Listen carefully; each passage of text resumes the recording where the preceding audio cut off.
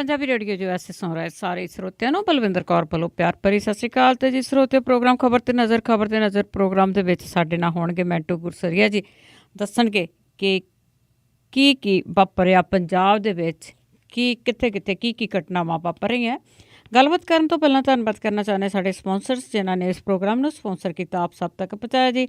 Punjabi American senior centre Bakersfield, Jassi Gill, Lali Sidhu ji Bakersfield, Gurwinder Singh Avtar Singh Coachella ਤੋਂ, Arno Express ਵਾਲੇ, Rajinder Singh Chauhan Bakersfield, Krishan Dhanota ji Yuba City, Khalsa insurance agency San Jose ਤੋਂ ਆਪ ਸਭ ਦਾ ਹੀ ਬਹੁਤ ਬਹੁਤ ਧੰਨਵਾਦ ਕਰਦੇ ਹਾਂ। ਆਪਣੇ ਪ੍ਰੋਗਰਾਮ ਨੂੰ ਸਪੋਂਸਰ ਕੀਤਾ ਅਤੇ ਸਭ ਤੱਕ ਪਹੁੰਚਾਇਆ ਜੀ। ਅਤੇ ਸਾਡੇ ਨਾਲ ਜੁੜ ਚੁੱਕੇ ਨੇ ਜੀ ਮੈਂਟੂ ਗੁਰਸਰੀਆ ਜੀ, ਸਤਿ ਸ਼੍ਰੀ ਅਕਾਲ, ਸਵਾਗਤ ਹੈ ਜੀ। ਜੀ ਸ਼ੁਕਰੀਆ ਜੀ, ਸਾਰਿਆਂ ਨੂੰ ਸਤਿ ਸ਼੍ਰੀ ਅਕਾਲ ਜੀ। ਅਤੇ ਮੈਂਟੂ ਜੀ, ਜੋ ਪੰਜਾਬ ਦੇ ਵਿੱਚ ਵਾਪਰਿਆ ਆ ਜਾਂ ਪੂਰੇ ਭਾਰਤ ਦੇ ਵਿੱਚ ਵਾਪਰਿਆ, ਉਹ 'ਤੇ ਆਪਾਂ ਗੱਲਬਾਤ ਕਰਦੇ ਹਾਂ। ਅਤੇ ਆਪਾਂ ਪਹਿਲਾਂ ਭਾਜਪਾ ਦੀ ਗੱਲ ਕਰਦੇ ਹਾਂ। ਉਹਨਾਂ ਦੇ ਇੱਕ ਆਗੂ ਨੇ ਪ੍ਰਿਅੰਕਾ ਗਾਂਧੀ 'ਤੇ ਬੜੀ ਬੇਹੂਦਾ ਟਿੱਪਣੀ ਕੀਤੀ ਹੈ ਅਤੇ ਉੱਧਰ ਸ਼ਰਦ ਪਵਾਰ ਨੂੰ ਵੀ ਨੋਟਿਸ ਮਿਲਿਆ। ਦੇਖੋ, ਇਹ ਅੱਜ ਸਾਰਾ ਦਿਨ ਹੀ ਇਹ ਵਿਵਾਦ ਹੈ ਜਿਹੜਾ ਸੁਲਗਦਾ ਰਿਹਾ, ਔਰ ਇਸ ਵਿਵਾਦ ਦਾ ਮੁੱਢ ਬੰਨਿਆ ਇਹਨਾਂ ਦਾ ਇੱਕ ਨੇਤਾ ਵਿਨੇ ਕਟਿਆਰ। ਉਹ ਸੰਘੀ ਆ, RSS ਦਾ ਆਗੂ ਆ, ਤੇ ਉਹਨੂੰ ਰਾਜ ਸਭਾ ਦਾ ਇਹਨਾਂ ਨੇ ਮੈਂਬਰ ਬਣਾਇਆ। ਉਹ ਇੱਕ ਇੰਟਰਵਿਊ ਦੇ ਵਿੱਚ ਬੋਲਦਾ ਪਿਆ ਸੀ ਤੇ ਉਹਨੂੰ ਜਦੋਂ ਸਵਾਲ ਕੀਤਾ ਗਿਆ ਪ੍ਰਿਅੰਕਾ ਦੇ ਮਾਮਲੇ 'ਚ ਕਿ ਪ੍ਰਿਅੰਕਾ ਗਾਂਧੀ ਨੂੰ ਉਹਨਾਂ ਨੇ ਚੋਣ ਪ੍ਰਚਾਰ ਦੇ ਵਿੱਚ ਉਤਾਰਿਆ UP ਦੇ ਮੈਦਾਨ ਦੇ ਅੰਦਰ, ਉਹ ਜਦੋਂ ਬੋਲਿਆ ਤੇ ਫਿਰ ਉਹਦੇ ਬੋਲਾਂ ਦੇ ਵਿੱਚ ਬੇਹਯਾਈ ਸੀ, ਬੜੀ ਬੇਸ਼ਰਮੀ ਸੀ। ਉਹਨੇ ਉਸ ਗੱਲ ਨੂੰ ਹੋਰ ਪਾਸੇ ਹੀ ਲੈ ਲਿਆ। ਉਹ ਆਖਣ ਲੱਗਾ ਜੀ ਇਹੋ ਜਿਹੀ ਸੁੰਦਰ ਜਿਹੜੀ ਆ ਉਹ ਸਾਡੇ ਹੋਰ ਵੀ ਨੇਤਾ ਹੈਗੇ ਨੇ ਸਾਡੇ ਕੋਲ, ਸਾਡੀਆਂ ਵਿਧਾਇਕਾਂ ਜਿਹੜੀਆਂ ਉਹ ਇਹ ਤੋਂ ਵੀ ਸੁੰਦਰ ਆ, ਸੁੰਦਰਤਾ ਦੇ ਨਾਲ ਵੋਟਾਂ ਥੋੜ੍ਹੀ ਪੈਂਦੀਆਂ। ਇਹ ਇਹੋ ਜਿਹੀਆਂ ਗੱਲਾਂ ਕਰਨ ਲੱਗ ਪਿਆ ਜਿਹੜੀਆਂ ਗੱਲਾਂ ਕਿ ਉਹਨੂੰ ਨਹੀਂ ਸਨ ਕਰਨੀਆਂ ਚਾਹੀਦੀਆਂ। ਬੋਲੀ ਗਿਆ। ਬਾਅਦ ਦੇ ਵਿੱਚ ਜਦੋਂ ਉਹ ਇੰਟਰਵਿਊ ਪ੍ਰਸਾਰਿਤ ਹੋਈ, ਨਾਲ ਦੀ ਨਾਲ ਰੌਲਾ ਪੈ ਗਿਆ ਕਿ ਤੁਸੀਂ ਕਿਸੇ ਦੇ ਰਾਜਨੀਤਿਕ ਕੱਦ ਨੂੰ ਸੁੰਦਰਤਾ ਦੇ ਨਾਲ ਕਿਉਂ ਮਾਪਣ ਡਏ ਹੋ। ਜੇ ਤੁਸੀਂ ਰਾਜਨੀਤਿਕ ਤੁਲਨਾ ਕਰਨੀ ਵੀ ਹੈ ਤਾਂ ਤੁਸੀਂ ਉਹਦੇ ਕੰਮਾਂ ਦੇ ਆਧਾਰ ਤੇ ਕਰੋ, ਉਹਦੇ ਗੁਣਾਂ ਦੇ ਆਧਾਰ ਤੇ ਕਰੋ। ਇਹ ਫਿਰ ਬਹੁਤ ਵੱਡੀ ਬਹਿਸ ਛਿੜ ਗਈ। ਪਰ ਵਿਨੇ ਕਟਿਆਰ ਤੇ ਭਾਰਤੀ ਜਨਤਾ ਪਾਰਟੀ ਦੋਵਾਂ, ਜਿਵੇਂ ਕਿ ਕਾਂਗਰਸ ਨੇ ਕਿਹਾ ਕਿ ਮਾਫੀ ਮੰਗੋ ਇਸ ਮਸਲੇ ਤੇ ਕਿ ਤੁਸੀਂ ਇਸ ਤਰ੍ਹਾਂ ਦੀ ਵਾਹੀਆਤ ਟਿੱਪਣੀ ਕੀਤੀ ਹੈ ਪ੍ਰਿਅੰਕਾ ਗਾਂਧੀ ਬਾਰੇ, ਇਹਨਾਂ ਦੋਨਾਂ ਨੇ ਭਾਰਤੀ ਜਨਤਾ ਪਾਰਟੀ ਤੇ ਵਿਨੇ ਕਟਿਆਰ ਦੋਵਾਂ ਨੇ ਹੀ ਮਾਫੀ ਮੰਗਣ ਤੋਂ ਇਨਕਾਰ ਕਰ ਦਿੱਤਾ। ਉਹਨਾਂ ਕਿਹਾ ਕਿ ਅਸੀਂ ਮਾਫੀ ਨਹੀਂ ਮੰਗਣੀ। ਪਰ ਜੇ ਮੰਗਣੀ ਵੀ ਪੈ ਜਾਏ, ਇਹ ਹੈਗੇ ਇਹੋ ਜਿਹੀ ਆ ਕਿ ਪਿਛਲੇ ਦਰਵਾਜ਼ਿਓਂ ਬੰਦੇ ਨੂੰ ਫੇਰ ਵਾੜ ਲੈਂਦੇ ਕੱਢ ਕੇ। ਤੁਹਾਨੂੰ ਯਾਦ ਹੋਣਾ UP ਦਾ ਇੱਕ ਬਹੁਤ ਵੱਡਾ ਇਹਨਾਂ ਦਾ ਨੇਤਾ ਹੁੰਦਾ ਸੀ ਦਇਆ ਸ਼ੰਕਰ ਸਿੰਘ ਜੀ। ਉਹਨੇ ਬੀਬੀ ਮਾਇਆਵਤੀ ਪ੍ਰਤੀ ਇਹੋ ਜਿਹੀ ਸ਼ਬਦਾਵਲੀ ਵਰਤੀ ਸੀ ਕਿ ਬੰਦਾ ਮਾਈਕ ਤੇ ਬੋਲਦਾ ਵੀ ਚੰਗਾ ਨਹੀਂ ਲੱਗਦਾ, ਬਾਜ਼ਾਰੂ ਔਰਤ ਨਾਲ ਤੁਲਨਾ ਕਰ ਦਿੱਤੀ ਸੀ। ਬਹੁਤ ਚਿਰ ਰੌਲਾ ਪੈ ਗਿਆ, ਉਹਨੂੰ ਅਹੁਦੇ ਤੋਂ ਲਾ ਦਿੱਤਾ। ਲਾਇਆ ਕੀ, ਉਹਨੂੰ ਅਹੁਦੇ ਤੋਂ ਲਾਇਆ, ਅਗਲੇ ਦਿਨ ਉਹਦੀ ਬੀਬੀ ਨੂੰ ਉਸ ਅਹੁਦੇ ਤੇ ਬਿਠਾ ਦਿੱਤਾ, ਸਗੋਂ ਦੂਜੇ ਵੋਟਾਂ ਦਾ ਧਰੂਵੀਕਰਨ ਕਰਨ ਲਈ। ਸੋ ਇਹ ਭਾਰਤੀ ਜਨਤਾ ਪਾਰਟੀ ਦੀ ਜਿਹੜੀ ਮਾਨਸਿਕਤਾ ਆ ਉਹ ਇਸੇ ਤਰ੍ਹਾਂ ਹੀ ਉਜਾਗਰ ਹੁੰਦੀ ਰਹਿੰਦੀ ਹੈ ਕਈ ਵਾਰ ਕਿ ਇਹਨਾਂ ਦੇ ਨੇਤਾ ਜਿਹੜੇ ਉਹ ਕਿਸ ਤਰ੍ਹਾਂ ਦੀ ਸੋਚ ਰੱਖਦੇ ਆ। ਦੂਜੇ ਪਾਸੇ ਹੋਰ ਵੀ ਸ਼ਲਾਘੇ ਹੈਗੇ ਆ। ਜਨਤਾ ਦਲ ਯੂਨਾਈਟਿਡ ਦਾ ਇੱਕ ਬਹੁਤ ਵੱਡਾ ਨੇਤਾ ਸ਼ਰਦ ਯਾਦਵ, ਉਹ ਅੱਜ ਪਟਨਾ ਦੇ ਵਿੱਚ ਬੋਲਣ ਡਿਆ ਸੀ। ਬੋਲਦਾ ਤੇ ਉਹਨੇ ਵੋਟ ਦੀ ਤੁਲਨਾ ਜਿਹੜੀ ਉਹ ਬੇਟੀ ਦੀ ਇੱਜ਼ਤ ਨਾਲ ਕਰ ਦਿੱਤੀ। ਹੁਣ ਕੌਮੀ ਮਹਿਲਾ ਕਮਿਸ਼ਨ ਨੇ ਉਹਨੂੰ ਨੋਟਿਸ ਭੇਜਿਆ। ਸੋ ਇਹ ਭਾਰਤੀ ਰਾਜਨੀਤੀ ਦੇ ਵਿੱਚ ਮੇਰੇ ਖਿਆਲ ਦੇ ਨਾਲ ਇਹ ਇੱਕ ਐਸਾ ਬੇਸ਼ਰਮ ਅਧਿਆਇ ਲਿਖਿਆ ਜਾ ਰਿਹਾ ਜਿਹਦੇ ਵਿੱਚ ਦੇਖੋ ਔਰਤਾਂ ਨੂੰ ਇਹਨਾਂ ਨੇ ਬਰਾਬਰਤਾ ਤੇ ਕੀ ਦੇਣੀ ਹੈ, ਔਰਤਾਂ ਨੂੰ ਸਤਿਕਾਰ ਵੀ ਨਹੀਂ ਦੇਣ ਜੋਗੇ। ਤੁਸੀਂ ਘੱਟੋ ਘੱਟ ਉਹਨਾਂ ਨੂੰ ਸਤਿਕਾਰ ਤੇ ਦਿਓ। ਤੁਸੀਂ ਔਰਤਾਂ ਦੀ ਜਦੋਂ ਗੱਲ ਕਰਦੇ ਹੋ ਉਹਨਾਂ ਪ੍ਰਤੀ ਸਨਮਾਨ ਤੇ ਰੱਖੋ। ਪਰ ਜੋ ਇੱਥੇ ਲੀਡਰਾਂ ਦਾ ਵਿਹਾਰ ਆ ਔਰਤਾਂ ਪ੍ਰਤੀ, ਉਹ ਸਿਰਫ ਇੱਥੋਂ ਤੱਕ ਮਹਿਦੂਦ ਨਹੀਂ ਕਿ ਉਹ ਟਿੱਪਣੀਆਂ ਇਹੋ ਜਿਹੀਆਂ ਕਰਦੇ ਆ।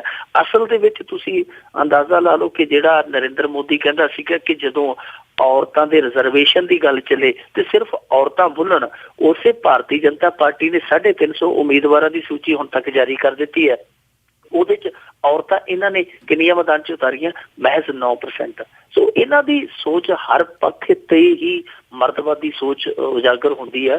ਸੋ ਜੋ ਅੱਜ ਦੀਆਂ ਇਹ ਘਟਨਾਵਾਂ ਹੋਈਆਂ ਇਹਨਾਂ ਨੇ ਦੁਖੀ ਕੀਤਾ। ਔਰ ਦੁਖੀ ਇਕੱਲਾ ਇੱਥੇ ਨਹੀਂ, ਉੱਤਰਾਖੰਡ ਦੇ ਵਿੱਚ ਵੀ ਅੱਜ 2 ਬੀਬੀਆਂ ਨੂੰ ਟਿਕਟ ਨਹੀਂ ਮਿਲੀ ਤੇ ਉਹ ਵੀ ਵਿਚਾਰੀਆਂ ਰੋਣ ਹਾਕੀਆਂ ਹੋ ਕੇ ਪ੍ਰੈਸ ਕਾਨਫਰੰਸਾਂ ਕਰਦੀਆਂ ਪਈਆਂ ਸਨ। ਕੁੱਲ ਮਿਲਾ ਕੇ ਬੀਬੀਆਂ ਲਈ ਅੱਜ ਦਾ ਦਿਨ ਜਿਹੜਾ ਉਹ ਕਸ਼ਟਦਾਇਕ ਹੀ ਕਿਹਾ ਜਾ ਸਕਦਾ ਸਿਆਸੀ ਪੱਖੋਂ।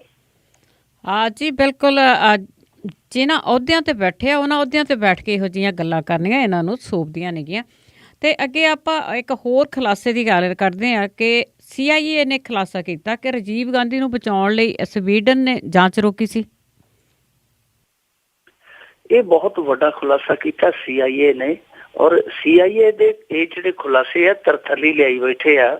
ਪਰ ਕਮਾਲ ਦੀ ਗੱਲ ਹੈ ਕਿ ਕੌਮੀ ਸਿਆਸਤ ਦੇ ਵਿੱਚ ਤਰਥੱਲੀ ਘਟਿਆ। ਇਕੱਲੇ ਰਾਜੀਵ ਗਾਂਧੀ ਨਾਲ ਜੁੜਿਆ ਖੁਲਾਸਾ ਨਹੀਂ ਕੀਤਾ CIA ਨੇ, ਇਹਦੇ ਨਾਲ ਇੱਕ ਖੁਲਾਸਾ ਉਹਨਾਂ ਨੇ ਪ੍ਰਕਾਸ਼ ਸਿੰਘ ਬਾਦਲ ਬਾਰੇ ਵੀ ਕੀਤਾ ਕਿ 1984 ਦੇ ਵਿੱਚ ਜਦੋਂ ਦਰਬਾਰ ਸਾਹਿਬ ਤੇ ਅਟੈਕ ਹੋਇਆ, ਬਾਦਲ ਦੋਹਰੀ ਗੇਮ ਖੇਡਣ ਡਿਆ ਸੀ। ਇੱਕ ਪਾਸੇ ਉਧਰੋਂ ਵੀ ਸੰਬੰਧ ਰੱਖਦਾ ਸੀ, ਇੱਕ ਪਾਸੇ ਉਧਰੋਂ ਵੀ ਸੰਬੰਧ ਰੱਖਦਾ ਸੀ, ਯਾਨੀ ਸਿਰਫ ਤੇ ਸਿਰਫ ਇਸ ਕਰਕੇ ਕਿਉਂਕਿ ਉਦੋਂ ਇਹਦੀ ਸਿੱਖਾਂ ਤੇ ਪਕੜ ਹੈ ਜਿਹੜੀ ਕਮਜ਼ੋਰ ਸੀ, ਉਸ ਪਕੜ ਨੂੰ, ਸਿਆਸੀ ਪਕੜ ਨੂੰ ਮਜ਼ਬੂਤ ਕਰਨ ਲਈ ਇਹ ਦੋਹਰੀ ਖੇਡ ਖੇਡਦਾ ਪਿਆ ਸੀ। ਹਾਲਾਂਕਿ ਕੈਪਟਨ ਅਮਰਿੰਦਰ ਸਿੰਘ ਨੇ ਇਸ ਖੁਲਾਸੇ ਨੂੰ ਬੜੀ ਬਖੂਬੀ ਜੁਪਿਆ ਤੇ ਇਸ ਖੁਲਾਸੇ ਤੋਂ ਬਾਅਦ ਉਹਨੇ ਹਮਲੇ ਵੀ ਕੀਤੇ ਆ। ਪਰ ਜੋ ਰਾਜੀਵ ਗਾਂਧੀ ਵਾਲਾ ਮਸਲਾ ਹੈ, ਰਾਜੀਵ ਗਾਂਧੀ ਤੇ ਬਹੁਤੀ ਚਰਚਾ ਨਹੀਂ ਹੋਈ ਕਿ ਕੀ ਉਸ ਦੌਰ ਦੇ ਵਿੱਚ ਇਸ ਤਰ੍ਹਾਂ ਜਾਂਚ ਪੜਤਾਲ ਜਿਹੜੀ ਚੱਲਦੀ ਪਈ ਸੀ ਯਕਦਮ ਬੰਦ ਕੀਤੀ ਗਈ, ਔਰ ਕੀਤੀ ਗਈ ਸਿਰਫ ਇਸ ਕਰਕੇ ਕਿ ਰਾਜੀਵ ਗਾਂਧੀ ਉਸ ਸਮੇਂ ਇੱਕ ਚਰਚਿਤ ਚਿਹਰਾ ਸੀਗਾ, ਭਾਰਤੀ ਸਿਆਸਤ ਦਾ ਪ੍ਰਧਾਨ ਮੰਤਰੀ ਸੀ, ਕਿ ਕਿਸੇ ਤਰੀਕੇ ਨਾਲ ਇਹਦਾ ਵਿਅਕਤੀਤਵ ਹੈ ਜਿਹੜਾ ਉਹਨੂੰ ਦਾਗੀ ਹੋਣ ਤੋਂ ਬਚਾਇਆ ਜਾਵੇ। ਅਸਲ 'ਚ ਇਹ 80 ਦੇ ਦਹਾਕੇ 'ਚ ਬਫੋਰਸ ਤੋਹਫਾ ਦਾ ਸੌਦਾ ਹੋਇਆ ਸੀਗਾ। ਇਹ ਸੌਦਾ ਮੇਰੇ ਖਿਆਲ ਦੇ ਨਾਲ 120 ਕਰੋੜ ਦਾ ਸੀਗਾ, ਔਰ ਇਹਦੇ ਵਿੱਚ ਦਲਾਲੀਆਂ ਧਾਂਦਲੀਆਂ ਸਭ ਕੁਝ ਹੋਇਆ ਸੀਗਾ। ਹੁਣ CIA ਨੇ ਜਿਹੜੀਆਂ ਉਹ ਇਸ ਮਾਮਲੇ ਦੇ ਨਾਲ ਜੁੜੀਆਂ ਫਾਈਲਾਂ ਜਨਤਕ ਕੀਤੀਆਂ ਨੇ, ਉਹਦੇ ਵਿੱਚ ਇਹ ਖੁਲਾਸਾ ਹੁੰਦਾ ਹੈ ਕਿ ਜਦੋਂ ਇਨਵੈਸਟੀਗੇਸ਼ਨ ਸਟਾਕਹੋਮ ਦੇ ਵਿੱਚ ਇਨਵੈਸਟੀਗੇਸ਼ਨ ਚੱਲ ਪਈ, ਸਵੀਡਨ ਦੇ ਵਿੱਚ ਚੱਲ ਪਈ ਸੀ, ਤਾਂ ਫਿਰ ਕਿਉਂਕਿ ਹਥਿਆਰਾਂ ਦੇ ਦਲਾਲ ਆ ਜਿਹੜੇ ਉਹ ਬੜੇ ਪਾਵਰਫੁਲ ਹੁੰਦੇ ਆ, ਉਹ ਤੇ ਇੰਨੇ ਪਾਵਰਫੁਲ ਹੁੰਦੇ ਆ ਕਿ ਇੱਥੇ ਹਸਨ ਅਲੀ ਜਿਹੜਾ ਘੋੜਿਆਂ ਦਾ ਸਾਡੇ ਇੱਥੇ ਸੌਦਾਗਰ ਸੀ, ਉਹਦੇ ਵੱਲ ਹਜ਼ਾਰਾਂ ਕਰੋੜ ਦਾ ਟੈਕਸ ਬਕਾਇਆ ਸੀ। ਉਹਨੂੰ UPA ਸਰਕਾਰ ਨੇ ਚੁੱਪ ਵੀ ਲਿਆ। ਚੁੱਪ ਲੈਣ ਤੋਂ ਬਾਅਦ ਉਹਨੂੰ ਛੱਡ ਵੀ ਦਿੱਤਾ ਬਾਅਦ, ਤੇ ਹਾਲੇ ਤੱਕ ਟੈਕਸ ਫਰੀ ਤੁਰਿਆ ਫਿਰਦਾ ਕਿਉਂਕਿ ਹਥਿਆਰਾਂ ਦੇ ਜਿਹੜੇ ਦਲਾਲ ਸੀ ਉਹਦੀ ਪਿੱਠ ਤੇ ਆਣ ਖੜੇ ਸਨ ਕਿ ਜੇ ਤੁਸੀਂ ਸਾਡੇ ਬੇਲੀ ਨੂੰ ਕੁਛ ਕਿਹਾ ਤੇ ਤੁਹਾਡੀਆਂ ਬੇੜੀਆਂ 'ਚ ਅਸੀਂ ਵੱਟੇ ਪਾਵਾਂਗੇ। ਸੋ ਉੱਥੇ ਵੀ ਦੱਸਦੇ ਆ ਕਿ ਉਸ ਸਮੇਂ ਹਥਿਆਰਾਂ ਦੇ ਜਿਹੜੇ ਦਲਾਲ ਸੀਗੇ ਉਹਨਾਂ ਨੇ ਇਹ ਸੈਟਿੰਗ ਕਰਾਈ ਤੇ ਮੁੜ ਕੇ ਫਿਰ ਇਸ ਕਰਕੇ ਇਸ ਇਨਵੈਸਟੀਗੇਸ਼ਨ ਨੂੰ ਜਿਹੜੀ ਸਵੀਡਨ ਦੇ ਵਿੱਚ ਚੱਲਦੀ ਪਈ ਸੀ ਬੰਦ ਕਰਨਾ ਪਿਆ ਕਿ ਪ੍ਰਧਾਨ ਮੰਤਰੀ ਭਾਰਤ ਦਾ ਜਿਹੜਾ ਰਾਜੀਵ ਗਾਂਧੀ ਸੀ ਸਿੱਧੇ ਤੌਰ ਤੇ ਉਹ ਇਸ ਮਾਮਲੇ 'ਚ ਫਸਦਾ ਸੀਗਾ। ਹੁਣ ਦੇਖੋ ਸਾਰਾ ਕੁਛ ਹੈ ਜਿਹੜਾ ਜਨਤਕ ਹੋ ਚੁੱਕਾ, ਹਾਲਾਂਕਿ ਰਾਜੀਵ ਗਾਂਧੀ ਸੰਸਾਰ ਦੇ ਵਿੱਚ ਨਹੀਂ ਹੈ। ਦੂਜੀ ਗੱਲ ਇਹ ਕਿ ਉਹੀ ਬਫੋਰਸ ਤੋਪਾਂ ਨੇ ਭਾਰਤ ਦੀ ਇੱਜ਼ਤ ਵੀ ਬਚਾਈ ਜਦੋਂ ਕਾਰਗਿਲ ਆਪਰੇਸ਼ਨ ਹੋਇਆ, ਉਹ ਗੱਲਾਂ। ਪਰ ਫਿਰ ਵੀ ਬਾਵਜੂਦ ਇਸ ਤੇ ਹੁਣ ਜਦੋਂ ਕੈਪਟਨ ਅਮਰਿੰਦਰ ਸਿੰਘ ਇਹ ਗੱਲ ਮਸਾਲੇ ਲਾ ਕੇ ਕਰਦਾ ਪਿਆ ਕਿ CIA ਦੇ ਕਾਗਜ਼ਾਂ ਦੇ ਵਿੱਚ ਆਹ ਖੁਲਾਸਾ ਹੋਇਆ, ਬਾਦਲ ਨੇ ਆਹ ਕੀਤਾ, ਬਾਦਲ ਨੇ ਉਹ ਕੀਤਾ, ਫਿਰ ਕੈਪਟਨ ਅਮਰਿੰਦਰ ਸਿੰਘ ਇਹ ਕਿਉਂ ਨਹੀਂ ਨਾਲ ਦੱਸਦਾ ਲੋਕਾਂ ਨੂੰ ਕਿ ਭਾਈ ਸਾਡਾ ਜਿਹੜਾ ਉਸ ਸਮੇਂ ਦਾ ਤਤਕਾਲੀਨ ਪ੍ਰਧਾਨ ਮੰਤਰੀ ਸੀ ਉਹ ਵੀ ਤੇ ਐਸੇ ਮਾਮਲੇ ਦੇ ਵਿੱਚ ਫਸਿਆ ਹੋਇਆ ਸੀਗਾ। ਇਹੋ ਜਿਹੇ ਮਾਮਲੇ ਹੀ CIA ਨੇ ਉਹਦੇ ਲਈ ਵੀ ਉਜਾਗਰ ਕੀਤੇ ਆ, ਉਹ ਆਹ ਮਾਮਲੇ ਆ, ਇਹ ਸਭ ਕੁਛ ਗੜਬੜ ਚੱਲਾ ਇਸ ਤਰੀਕੇ ਨਾਲ ਕੀਤਾ ਗਿਆ। ਸੋ ਇੱਕ ਗੱਲ ਇੱਥੇ ਕੈਪਟਨ ਅਮਰਿੰਦਰ ਸਿੰਘ ਕਰੀ ਜਾਂਦਾ ਤੇ ਕਮਾਲ ਦੀ ਗੱਲ ਆ ਕਿ ਕੌਮੀ ਸਿਆਸਤ ਦੇ ਵਿੱਚ ਇਹਦਾ ਕੋਈ ਚਰਚਾ ਹੀ ਨਹੀਂ ਕਿ ਜਿਹੜੇ ਬਫੋਰਸ ਘੁਟਾਲੇ ਨੇ ਭਾਰਤੀ ਸਿਆਸਤ ਦੀਆਂ ਚੂਲਾਂ ਲਾਈ ਰੱਖੀਆਂ ਕਈ ਵਰਿਆਂ ਤੱਕ, ਅੱਜ ਉਹ ਸਾਡੀ ਸਿਆਸਤ ਦਾ, ਅਜੋਕੀ ਸਿਆਸਤ ਦਾ ਕੋਈ ਮੁੱਦਾ ਵੀ ਨਹੀਂ ਰਿਹਾ। ਹਾਂ ਬਿਲਕੁਲ ਨਹੀਂ ਜੀ, ਇਹਨਾਂ ਮੁੱਦਿਆਂ ਤੋਂ ਤਾਂ ਆਪਾਂ ਬਹੁਤ ਪਰੇ ਹਾਂ। ਤੇ ਅੱਗੇ ਆਪਾਂ KS ਮੱਖਣ ਦੀ ਗੱਲ ਕਰੀਏ, ਕਿਸੇ ਨਾ ਕਿਸੇ ਬਹਾਨੇ ਇਹ ਖਬਰਾਂ ਦੇ ਵਿੱਚ ਹੀ ਰਹਿੰਦੇ ਆ। ਹੁਣ ED ਨੇ ਨੋਟਿਸ ਭੇਜਿਆ। KS ਮੱਖਣ ਇੱਕ ਫਿਲਮ ਬਣਾ ਕੇ ਲਿਆ ਰਿਹਾ, ਉਸ ਫਿਲਮ ਦਾ ਨਾਂ ਆ ਜੁਗਨੀ ਹੱਥ ਕਿਸੇ ਨਾ ਆਉਣੀ। ਤੇ ਅੱਗੇ ਸਾਰੇ ਇੱਥੇ ਕਹਿੰਦੇ ਸੀ ਕਿ ਜੁਗਨੀ ਹੱਥ ਕਦੋਂ ਆਉਣੀ ਹੈ, ਜਦੋਂ ਜੁਗਨੂ ਪਿੱਛੇ ਖੜੇ ਹੋਣਗੇ, ਜਿਨ੍ਹਾਂ ਦੇ ਪਿੱਛੇ ਸਿਆਸੀ ਜੁਗਨੂ ਖੜੇ, ਉਹ ਜੁਗਨੀਆਂ ਹੱਥ ਥੋੜੀ ਆਉਂਦੀਆਂ। ਇਹਨੇ ਇਹ ਜਿਹੜੀ ਫਿਲਮ ਬਣਾਈ ਆ, ਇਹ ਫਿਲਮ ਬਣੀ ਹੈ 2012 ਦੇ ਵਿੱਚ। 2012 ਚ ਬਣੀ ਇਸ ਫਿਲਮ ਨੇ ਰਿਲੀਜ਼ ਇਸ ਵਰੇ ਹੋਣਾ। ED ਨੇ ਹੁਣ ਇਹਦੇ ਨਿਰਮਾਤਾ ਤੇ ਇਹਦੇ ਹੀਰੋ KS ਮੱਖਣ, ਇਹਦਾ ਨਿਰਮਾਤਾ ਕੋਈ ਜਗਦੀਪ ਸਿੰਘ ਆ, ਉਹਨੂੰ ਤੇ ਇਹਨੂੰ KS ਮੱਖਣ ਨੂੰ ਦੋਵਾਂ ਨੂੰ ਤਲਬ ਕੀਤਾ। KS ਮੱਖਣ ਨੂੰ ਤੇ ਕਿਹਾ ਕਿ ਭਾਈ ਤੂੰ ਆਪਦਾ ਪਾਸਪੋਰਟ ਵੀ ਲਈ ਆ, ਬੈਂਕ ਦੀ ਪਾਸਬੁੱਕ ਵੀ ਲਈ ਆ, ਤੇ ਹੋਰ ਜੇ ਕੋਈ ਵਹੀ ਵਾਤੀ ਤੇਰੇ ਕੋਲ ਪਈ ਆ ਘਰ ਦੀ ਹਿਸਾਬ ਕਿਤਾਬ ਦਿੱਤੀ ਉਹ ਵੀ ਲਿਆ, ਹਿਸਾਬ ਕਿਤਾਬ ਕੋਈ ਲੰਮਾ ਚੌੜਾ ਕਰਨਾ। ਇਹ ਜੋ ਚੀਜ਼ਾਂ ਮੰਗਾਈਆਂ ਜਾ ਰਹੀਆਂ, ਜਿਸ ਤਰੀਕੇ ਨਾਲ ਸਾਹਮਣੇ ਹੋਈ ਆ, ਉੱਥੋਂ ਅੰਦਾਜ਼ਾ ਇਹ ਲੱਗਦਾ ਕਿਉਂਕਿ ਇਸ ਫਿਲਮ ਦੇ ਵਿੱਚ ਜਗਦੀਸ਼ ਭੋਲਾ ਜਿਹੜਾ ਇਸ ਸਮੇਂ ਜੇਲ੍ਹ ਦੀ ਦਾਲ ਪੀ ਰਿਹਾ ਡਰੱਗ ਰੈਕਟ ਵਾਲਾ, ਉਹ ਜਗਦੀਸ਼ ਭੋਲਾ ਵੀ ਖਲਨਾਇਕ ਦੀ ਭੂਮਿਕਾ 'ਚ ਆ। ਅੰਦਾਜ਼ਾ ਇਹ ਲਾਇਆ ਜਾ ਰਿਹਾ ਕਿ ਕਿਤੇ ਨਾ ਕਿਤੇ KS ਮੱਖਣ ਤੋਂ ਜਿਹੜੀ ਇਹ ਪੁੱਛਗਿੱਛ ਹੋਣ ਲੱਗੀ ਹੈ, ਉਹ ਇਸ ਕਰਕੇ ਹੋਣ ਲੱਗੀ ਆ ਕਿਉਂਕਿ ਉਸ ਸਮੇਂ ਜਗਦੀਸ਼ ਭੋਲਾ ਬਾਹਰ ਸੀ ਤੇ ਉਸ ਸਮੇਂ ਹੈ ਵੀ ਉਹ ਸ਼ਹਿਨਸ਼ਾਹ ਸੀ। ਹੋ ਸਕਦਾ ਕਿ ਉਹਦਾ ਪੈਸਾ ਇਸ ਫਿਲਮ ਦੇ ਵਿੱਚ ਇਨਵੈਸਟ ਹੋਇਆ ਹੋਵੇ। ਹੁਣ ED ਇਹ ਸਾਫ਼ ਕਰਨਾ ਚਾਹੁੰਦੀ ਹੈ ਕਿ ਕਿਤੇ ਉਹ ਡਰੱਗ ਦਾ ਪੈਸਾ, ਕਿਉਂਕਿ ED ਉਸ ਮਾਮਲੇ ਨੂੰ ਦੇਖਦੀ ਪਈ ਹੈ ਕਿ ਕਿਤੇ ਉਹ ਡਰੱਗ ਦੀ ਕਮਾਈ ਦਾ ਪੈਸਾ, ਭੋਲੇ ਦੀ ਨੇਕ ਕਮਾਈ ਦਾ ਪੈਸਾ ਇੱਧਰ ਤੇ ਖਰਚ ਨਹੀਂ ਹੋਇਆ। ਹੁਣ KS ਮੱਖਣ ਨੂੰ ਤੇ ਫਿਲਮ ਦੇ ਨਿਰਮਾਤਾ ਜਗਦੀਪ ਸਿੰਘ ਨੂੰ ਉੱਥੇ ਜਵਾਬ ਦੇਣਾ ਪਵੇਗਾ, ਸਾਫ਼ ਕਰਨਾ ਪਵੇਗਾ ਕਿ ਭਾਈ ਇਸ ਫਿਲਮ ਦੇ ਵਿੱਚ ਪੈਸਾ ਜੋ ਲੱਗਿਆ ਉਹ ਕਿੱਥੋਂ ਆਇਆ, ਉਹਦੇ ਸਰੋਤ ਕੀ ਹੈ, ਕੌਣ ਹੈ ਲਾਉਣ ਵਾਲਾ। ਇਹ ਹੁਣ ਜਵਾਬ ਦੇ ਕੇ ਉੱਥੇ ਕੀ ਕਹਿੰਦੇ ਆ ਇਹ ਤੇ ਸਮਾਂ ਦੱਸੇਗਾ। ਪਰ ਫਿਲਮ ਦੀ ਜਿਹੜੀ ਸਾਡੇ ਇੱਥੇ ਬਣਾਉਣ ਦੀ ਕਹਾਣੀ ਹੈ ਉਹ ਬੜੀ ਦਿਲਚਸਪ ਰਹਿੰਦੀ ਹੈ ਕਈ ਵਾਰ। ਵੈਸੇ ਫਿਲਮ ਬਣੀ ਤੋਂ ਬਾਅਦ ਕਹਾਣੀ ਦਿਲਚਸਪ ਆਪਾਂ ਕਹਿੰਦੇ ਕਿ ਫਲਾਣੀ ਫਿਲਮ ਦੀ ਕਹਾਣੀ ਬੜੀ ਦਿਲਚਸਪ ਆ, ਪਰ ਕਈ ਵਾਰ ਫਿਲਮ ਬਣਨ ਤੋਂ ਪਹਿਲਾਂ ਦੀ ਕਹਾਣੀ, ਉਹਦੀ ਬਣਨ ਦੀ ਕਹਾਣੀ ਵੀ ਬੜੀ ਦਿਲਚਸਪ ਹੁੰਦੀ ਆ। ਇੱਕ ਵਾਰੀ ਪਿੱਛੇ ਜੇ ਖੁਲਾਸਾ ਹੋਇਆ ਸੀ ਕਿ ਪਿਛਲੇ ਵਰੇ 2-3 ਸੁਪਰ ਹਿੱਟ ਫਿਲਮਾਂ ਦੇਣ ਵਾਲੀ ਇੱਕ ਕੰਪਨੀ ਨੇ ਜਿਹੜੀਆਂ ਫਿਲਮਾਂ ਬਣਾਈਆਂ, ਉਹਦੇ 'ਚ ਇਹ ਖੁਲਾਸਾ ਹੋਇਆ ਸੀਗਾ ਕਿ ਪੈਸਾ ਜਿਹੜਾ ਬਹੁਤਾ ਸੀ ਉਹ ਫਰਜ਼ੀ ਕੰਪਨੀਆਂ ਰਾਹੀਂ ਲੋਕਾਂ ਤੋਂ ਠੱਗਿਆ ਪੈਸਾ ਸੀਗਾ, ਜਿਹੜਾ 420 ਲੋਕਾਂ ਵੱਲੋਂ 420 ਕੀਤੀ ਗਈ ਸੀ ਕੁਛ ਲੋਕਾਂ ਵੱਲੋਂ। ਉਹਨਾਂ 420 ਲੋਕਾਂ ਨੇ ਫਿਲਮ ਦੇ ਵਿੱਚ ਇਨਵੈਸਟਮੈਂਟ ਕੀਤੀ ਸੀਗੀ। ਬਾਅਦ ਦੇ ਵਿੱਚ ਕਿਉਂਕਿ ਉਸ ਮਾਮਲੇ ਦੇ ਵਿੱਚ ਇੱਕ ਅਕਾਲੀ ਦਲ ਦਾ ਆਗੂ ਜਿਹੜਾ ਫਿਲਮ ਇੰਡਸਟਰੀ ਨਾਲ ਜੁੜਿਆ ਸੀਗਾ, ਬਹੁਤ ਨੇੜਲਾ ਸੀ, ਫਸਦਾ ਸੀਗਾ, ਇਸ ਕਰਕੇ ਉਹ ਮਾਮਲਾ ਦੱਬਿਆ ਦਬਾਇਆ ਗਿਆ। ਪਰ ਇੱਕ ਹੋਰ ਵਾਕਿਆ ਹੋਇਆ ਸੀਗਾ 2014-15 ਦੇ ਵਿੱਚ, ਉਹ ਇਹ ਹੋਇਆ ਸੀਗਾ ਕਿ ਕੁਛ ਮੁੰਡੇ ਚੱਲਦੀ ਫਿਲਮ ਦੀ ਸ਼ੂਟਿੰਗ ਦੇ ਵਿੱਚੋਂ ਫੜੇ ਗਏ ਸਨ, ਚੁੱਕੇ ਗਏ ਸਨ ਪੁਲਿਸ ਵੱਲੋਂ, ਤੇ ਖੁਲਾਸਾ ਇਹ ਹੋਇਆ ਸੀ ਕਿ ਉਹ ਲੁੱਟ ਤੇ ਡਕੈਤੀ ਦੀ ਰਕਮ ਦੇ ਨਾਲ ਫਿਲਮ ਬਣਾ ਰਹੇ ਸਨ। ਲਗਭਗ 1.5-2 ਕਰੋੜ ਰੁਪਈਆ ਉਹਨਾਂ ਨੇ ਲੁੱਟਿਆ ਸੀਗਾ ਤੇ ਲੁੱਟ ਦੇ ਨਾਲ ਉਹ ਫਿਲਮ ਬਣਾਉਣ ਆਏ ਸੀ। ਸੋ ਇੱਥੇ ਦਿਲਚਸਪ ਕਹਾਣੀਆਂ। ਇਸ ਕਹਾਣੀ ਦੇ ਵਿੱਚੋਂ ਹੁਣ ਕਿਹੜੀ ਕਹਾਣੀ ਨਿਕਲੇਗੀ, ਸਾਨੂੰ ਉਹਦੇ ਲਈ ਇੰਤਜ਼ਾਰ ਕਰਨਾ ਪਊ। ਬਿਲਕੁਲ ਜੀ, ਸੀਨ ਤੇ ਸੁਣੇ ਸੀਗੇ ਇਸ ਤਰ੍ਹਾਂ ਦੇ ਆ ਕਿ ਲੁੱਟ ਖਸੁੱਟ ਕਰਕੇ ਲੋਕਾਂ ਨੂੰ ਵੰਡਦੇ ਆ, ਪਰ ਲੁੱਟ ਖਸੁੱਟ ਕਰਕੇ ਮੂਵੀਆਂ ਬਣਦੀਆਂ, ਇਹ ਵੀ ਇੱਕ ਨਵੀਂ ਗੱਲ ਆ। ਤੇ ਅੱਗੇ ਆਪਾਂ ਗੱਲ ਕਰਦੇ ਹਾਂ ਜੀ, ਸੋਸ਼ਲ ਮੀਡੀਆ ਤੇ ਇੱਕ ਬੜਾ ਮਾਮਲਾ ਛਾਇਆ ਹੋਇਆ ਸੰਜੇ ਸਿੰਘ ਦਾ ਲੈਟਰ, ਤੇ ਉਸ ਦੇ ਵਿੱਚ ਆਪ ਵੱਲੋਂ ਸ਼ਿਕਾਇਤ। ਦੇਖੋ ਜਿਹੜਾ ਇਹ ਲੈਟਰ ਸੀਗਾ, ਇਹਨੇ ਕੱਲ ਕਹਿ ਲਈਏ ਕਿ ਲੈਟਰ ਬੰਬ ਦਾ ਰੋਲ ਅਦਾ ਕੀਤਾ। ਪੂਰੇ ਸੋਸ਼ਲ ਮੀਡੀਆ ਤੇ ਭੁਚਾਲ ਆ ਗਿਆ। ਸਿਆਸੀ ਸਫਾ ਦੇ ਵਿੱਚ ਵੀ ਇਸ ਲੈਟਰ ਤੇ ਬੜੀ ਬਹਿਸ ਹੁੰਦੀ ਰਹੀ ਕਿ ਇਹ ਜਿਹੜਾ ਸੰਜੇ ਸਿੰਘ ਨੇ ਲਵ ਲੈਟਰ ਲਿਖਿਆ ਅਰਵਿੰਦ ਕੇਜਰੀਵਾਲ ਨੂੰ, ਇਹਦੇ ਕੀ ਮਾਇਨੇ ਹੋ ਸਕਦੇ। ਇਸ ਲੈਟਰ ਦੇ ਵਿੱਚ ਇਹ ਲਿਖਿਆ ਸੀਗਾ ਸੰਜੇ ਸਿੰਘ ਦੇ ਦਸਤਖਤਾਂ ਹੇਠ ਕਿ ਜੀ ਅਸੀਂ ਇੰਟਰਨਲ ਸਰਵੇ ਕਰਾਇਆ ਇੱਥੇ ਤੇ ਅੱਜ ਦੀ ਸਥਿਤੀ 'ਚ ਕਾਂਗਰਸ ਘੱਟ ਤੋਂ ਘੱਟ 69 ਸੀਟਾਂ ਤੇ ਆਪਣੀ ਪਕੜ ਜਮਾਈ ਬੈਠੀ ਤੇ 11 ਹੋਰ ਸੀਟਾਂ ਤੇ ਅੱਗੇ ਵੱਧਦੀ ਪਈ ਹੈ।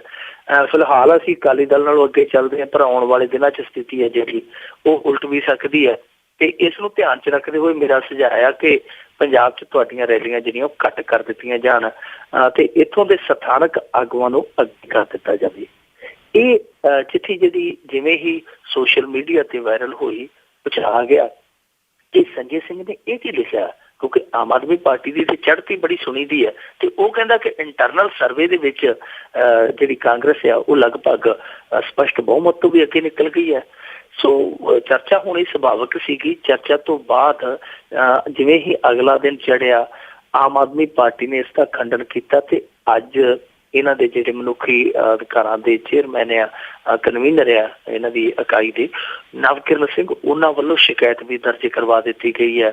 ਸੰਜੇ ਸਿੰਘ ਨੇ ਦੇਰ ਸ਼ਾਮ ਇਲਜ਼ਾਮ ਵੀ ਲਾ ਦਿੱਤਾ ਕਿ ਪ੍ਰਸ਼ਾਂਤ ਕਿਸ਼ੋਰ ਹੋਰਾਂ ਦੀ ਕਰਤੂਤ ਆ, ਉਹਨਾਂ ਨੇ ਇਹ ਫੇਕ ਲੈਟਰ ਬਣਾਇਆ ਤੇ ਫਿਰ ਸੋਸ਼ਲ ਮੀਡੀਆ ਤੇ ਵਾਇਰਲ ਕੀਤਾ। ਹੁਣ ਜਿਹੜੀ ਸ਼ਿਕਾਇਤ ਗਈ ਹੈ ਉਹ ਚੋਣ ਕਮਿਸ਼ਨ ਕੋਲ ਗਈ ਹੈ। ਨਵਕਿਰਨ ਸਿੰਘ ਹੋਰਾਂ ਨੇ ਮੰਗ ਕੀਤੀ ਹੈ ਕਿ ਪੰਜਾਬ ਪੁਲਿਸ ਦਾ DGP ਹੈ ਜਿਹੜਾ ਉਹ ਆਪਣੇ ਪੱਧਰ ਤੇ ਇਨਕੁਆਇਰੀ ਕਰੇ ਕਿ ਇਹ ਫਾਲਸ ਲੈਟਰ ਹੈ ਜਿਹੜਾ ਉਹ ਬਣਾਇਆ ਕਿੰਨੇ ਤੇ ਵਾਇਰਲ ਕਿੰਨੇ ਕੀਤਾ। ਹੁਣ ਜਾਂਚ ਪੜਤਾਲ ਦਾ ਵਿਸ਼ਾ ਹੈ, ਪਰ ਉਧਰ ਮੈਂ ਦੱਸ ਦੇਵਾਂ ਕਿ ਬਹੁਤ ਕੁਛ ਹੈ ਜਿਹੜਾ ਉਹ ਅੱਜ ਕੱਲ੍ਹ ਕੀਤਾ ਜਾ ਰਿਹਾ। ਵੈਸੇ ਸਾਡੇ ਆਮ ਪਿੰਡਾਂ 'ਚ ਅੱਗੇ ਕੀ ਹੁੰਦਾ ਸੀ, ਇਲੈਕਸ਼ਨ 'ਚ ਇਸ ਤਰ੍ਹਾਂ ਦੇ ਹੱਥ ਕੰਡੇ ਅਪਣਾਏ ਜਾਂਦੇ ਸੀ, ਪਰ ਉਹ ਵੱਧ ਤੋਂ ਵੱਧ ਕੀ ਹੁੰਦੇ ਸੀ ਕਿ ਕਿਸੇ ਦੇ ਦਰਵਾਜ਼ੇ ਦੇ ਮੂਹਰੇ ਕੋਈ ਝੰਡਾ ਲੱਗਾ ਤੇ ਫਿਰ ਨੂੰ ਰੌਲਾ ਪੈ ਜਾਂਦਾ ਸੀ ਕਿ ਫਲਾਣਾ ਜਾਗਰ ਸਿੰਘ ਜਿਹੜਾ ਉਹ ਡਾਂਗ ਮਾਰ ਕੇ ਸਾਡਾ ਝੰਡਾ ਦਾ ਡੰਡਾ ਤੋੜ ਗਿਆ, ਜਾਂ ਇਹ ਦੋਸ਼ ਲੱਗਦੇ ਸੀ ਕਿ ਜਿੱਥੇ ਅਸੀਂ ਬੂਥ ਲਾਉਣਾ ਹੈ ਉੱਥੇ ਫਲਾਣਾ ਸੋ ਟਰਾਲੀ ਲਾ ਗਿਆ, ਅਸੀਂ ਹੁਣ ਦਰੀ ਕਿੱਥੇ ਵਿਛਾਈਏ। ਜਾਂ ਵੱਧ ਤੋਂ ਵੱਧ ਇਹ ਲੱਗਦਾ ਸੀ ਕਿ ਫਲਾਣਾ ਰਾਤੀ ਸ਼ਰਾਬ ਦੇ ਨਾਲ ਰੱਜਿਆ ਸਾਡੇ ਪੋਸਟਰ ਪੜ ਗਿਆ, ਇਹ ਰੌਲਾ ਪੈਂਦਾ ਸੀ। ਪਰ ਹੁਣ ਇੱਥੇ ਸੋਸ਼ਲ ਮੀਡੀਆ ਤੇ ਵੱਖੋ ਵੱਖਰੀਆਂ ਇਲਜ਼ਾਮ ਤਰਾਸ਼ੀਆਂ। ਕੋਈ ਕਹਿੰਦਾ ਜੀ ਕਿ ਸਾਡੀ ਫੋਟੋ ਐਡਿਟ ਕਰਕੇ ਪਾ ਦਿੱਤੀ ਹੈ, ਕੋਈ ਕਹਿੰਦਾ ਜੀ ਸਾਡਾ ਨਕਲੀ ਸਰਵੇ ਪਾ ਦਿੱਤਾ, ਕੋਈ ਕਹਿੰਦਾ ਜੀ ਸਾਡਾ ਨਕਲੀ ਲੈਟਰ ਜਿਹੜਾ ਉਹ ਵਾਇਰਲ ਕਰ ਦਿੱਤਾ। ਸੋ ਇਹ ਹੱਥ ਕੰਡੇ ਆ, ਕਹਿ ਸਕਦੇ ਕਿ ਨੀਵੇਂ ਦਰਜੇ ਦੀ ਰਾਜਨੀਤੀ ਹੈ। ਚਾਹੇ ਕੋਈ ਵੀ ਕਰਦਾ, ਚਾਹੇ ਕੋਈ ਕਿਸੇ ਵੀ ਪਾਰਟੀ ਦਾ ਸਮਰਥਕ ਆਪਣੇ ਪੱਧਰ ਤੇ ਸ਼ਰਾਰਤਬਾਜ਼ੀ ਕਰਦਾ ਹੈ। ਪਰ ਮੈਂ ਦੱਸ ਦੇਵਾਂ ਕਿ ਬਹੁਤ ਕੁਛ ਹੋ ਰਿਹਾ ਹੈ। ਆ ਹੁਣੇ ਕੁਝ ਮਿੰਟ ਪਹਿਲਾਂ ਜਦੋਂ ਮੈਂ ਤੁਹਾਡੇ ਨਾਲ ਜੁੜਿਆ, ਉਹ ਤੋਂ ਕੁਝ ਮਿੰਟ ਪਹਿਲਾਂ ਦੋ ਸੱਜਣਾ ਨੇ ਮੈਨੂੰ ਇੱਕੋ ਵੀਡੀਓ ਭੇਜੀ ਤੇ ਨਾਲ ਕਿਹਾ ਕਿ ਫਲਾਣਾ ਲੀਡਰ ਹੈ ਜਿਹੜਾ ਕੁੱਟਿਆ ਗਿਆ। ਜਦੋਂ ਮੈਂ ਧਿਆਨ ਦੇ ਨਾਲ ਵੀਡੀਓ ਵੇਖੀ ਤੇ ਮੈਂ ਇਹਨਾਂ ਨੂੰ ਕਿਹਾ, ਮੈਂ ਕਿਹਾ ਇਸ ਵੀਡੀਓ ਨੂੰ ਅੱਗੇ ਨਾ ਤੋਰਿਓ, ਇਹ ਵੀਡੀਓ 20-25 ਦਿਨ ਪੁਰਾਣੀ ਹੈ ਤੇ ਇੱਕ ਕਾਂਗਰਸੀ ਦੇ ਘਰ ਹੋਈ ਲੜਾਈ ਦੀ ਹੈ। ਇਸ ਮਾਮਲੇ ਦੇ ਵਿੱਚ ਪਰਚਾ ਆਲਰੇਡੀ ਦਰਜ ਹੋਇਆ, ਪਰ ਜਿਹੜੇ ਤੁਸੀਂ ਅਕਾਲੀ ਨੇਤਾ ਦਾ ਨਾਂ ਲੈਂਦੇ ਹੋ ਇਹ ਬਿਲਕੁਲ ਝੂਠ ਹੈ। ਇਸ ਤਰ੍ਹਾਂ ਕਿਸੇ ਦੀ ਇੱਜ਼ਤ ਦਾ ਦਿਵਾਲਾ ਕੱਢਣ ਦਾ ਤੁਹਾਨੂੰ ਕੋਈ ਹੱਕ ਨਹੀਂ ਹੈ। ਸੋ ਇਸ ਤਰ੍ਹਾਂ ਦੀਆਂ ਚੀਜ਼ਾਂ ਜਿਹੜੀਆਂ ਉਹ ਅੱਗੇ ਫੈਲਾਈਆਂ ਜਾ ਰਹੀਆਂ। ਪਰ ਮੈਂ ਬੇਨਤੀ ਕਰਾਂਗਾ ਜਾਤੀ ਤੌਰ ਤੇ ਵੀ ਕਿ ਜਿਹੜਾ ਕੋਈ ਸਮਰਥਕ ਹੈ ਕਿਸੇ ਪਾਰਟੀ ਦਾ, ਉਹ ਇਹੋ ਜਿਹੀ ਚੀਜ਼ ਦੇ ਵਿੱਚ ਨਾ ਉਲਝੇ।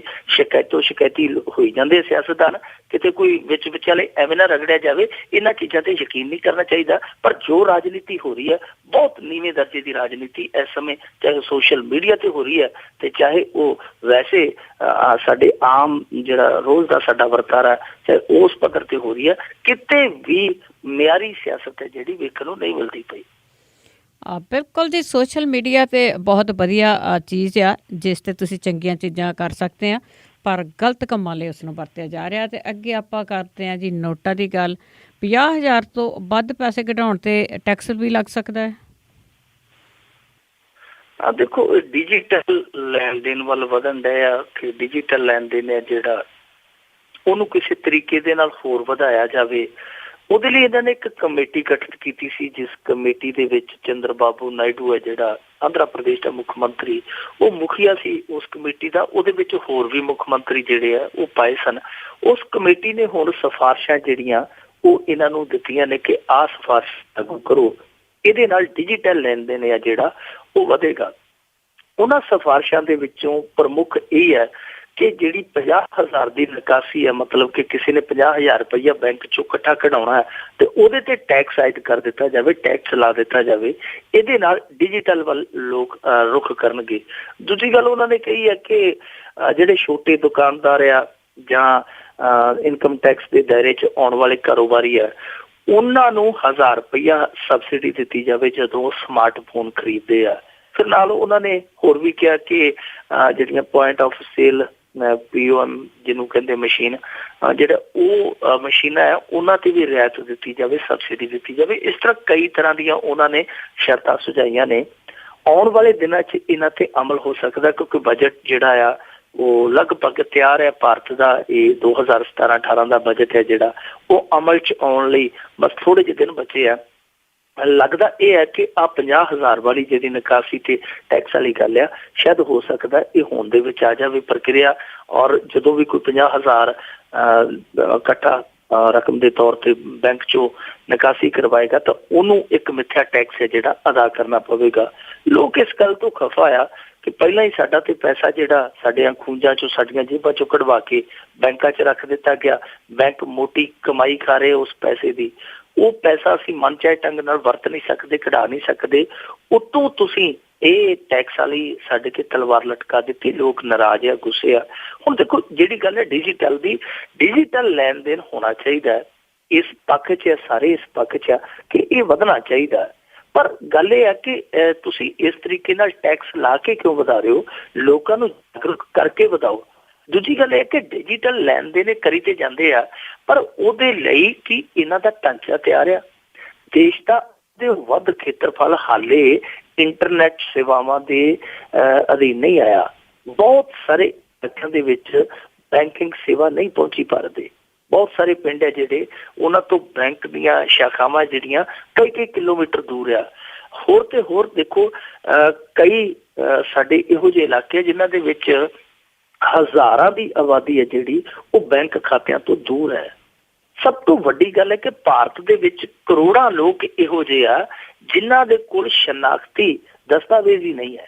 ਉਹਨਾਂ ਦੇ ਕੋਲ ਬੈਂਕ ਖਾਤਾ ਖੁਲਵਾਉਣ ਲਈ ਜਾਂ ਇਸ ਤਰ੍ਹਾਂ ਦੀਆਂ ਸਹੂਲਤਾਂ ਲੈਣ ਲਈ, ਜਿਹੜੀਆਂ ਕਿ ਹੁਣ ਜਿਵੇਂ ਇਸ ਕਮੇਟੀ ਨੇ ਪ੍ਰਮੁੱਖ ਤੌਰ ਤੇ ਸੁਝਾਈਆਂ ਕਿ ਆਧਾਰ ਕਾਰਡ ਦੇ ਨਾਲ ਲੈਣ ਦੇਣ ਜੋੜਿਆ ਜਾਵੇ, ਸੋ ਕਈਆਂ ਕੋਲ ਆਧਾਰ ਕਾਰਡ ਹੀ ਹੈ ਨਹੀਂ, ਔਰ ਇਹਨਾਂ ਦੀ ਗਿਣਤੀ ਅੱਛੀ ਖਾਸੀ ਹੈ, ਲੱਖਾਂ ਕਰੋੜਾਂ ਦੇ ਵਿੱਚ, ਜਿਨ੍ਹਾਂ ਲੋਕਾਂ ਕੋਲ ਕੋਈ ਵੀ ਪਹਿਚਾਣ ਪੱਤਰ ਨਹੀਂ।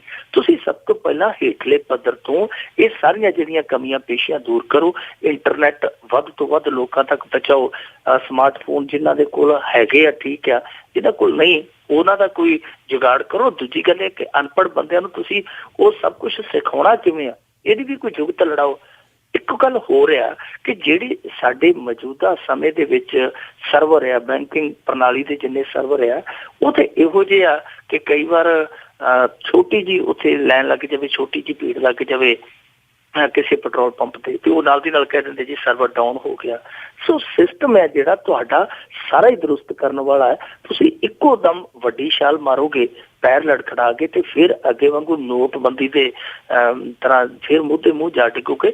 ਇਹਦਾ ਇਹੋ ਹੀ ਹੱਲ ਆ ਕਿ ਹੌਲੀ ਹੌਲੀ ਤੁਸੀਂ ਆਪਦਾ ਢਾਂਚਾ ਜਿਹੜਾ ਉਹਨੂੰ ਦਰੁਸਤ ਕਰਦੇ ਜਾਓ, ਨਾਲ ਦੀ ਨਾਲ ਲੋਕਾਂ ਨੂੰ ਇਸ ਮਾਮਲੇ 'ਚ ਜਾਗਰਿਤ ਕਰਦੇ ਚੱਲੋ ਕਿ ਭਾਈ ਜਿੰਨਾ ਸਾਡਾ ਡਿਜੀਟਲ ਲੈਣ ਦੇਣ ਜਿਹੜਾ ਵਧੇਗਾ ਉਹਦੇ ਨਾਲ ਉਨੀ ਕਰਪਸ਼ਨ ਤੇ ਟੈਕਸ ਚੋਰੀ ਘਟੇਗੀ। ਫਿਰ ਮੇਰੇ ਖਿਆਲ ਦੇ ਨਾਲ ਗੱਲ ਬਣੇਗੀ। ਜੇ ਇਸ ਤਰ੍ਹਾਂ ਸੁਝਾਈਆਂ ਸਿਫਾਰਸ਼ਾਂ ਤੇ ਅੰਨ੍ਹੇਵਾਹ ਉਹਨਾਂ ਤੇ ਅਮਲ ਕਰ ਦੇਣਾ, ਇਹਦੇ ਨਾਲ ਲੋਕਾਂ ਦੇ ਵਿੱਚ ਜਿਹੜਾ ਬੇਭਰੋਸਗੀ ਵਾਲੀ ਭਾਵਨਾ ਉਹ ਹੋਰ ਵਧੇਗੀ।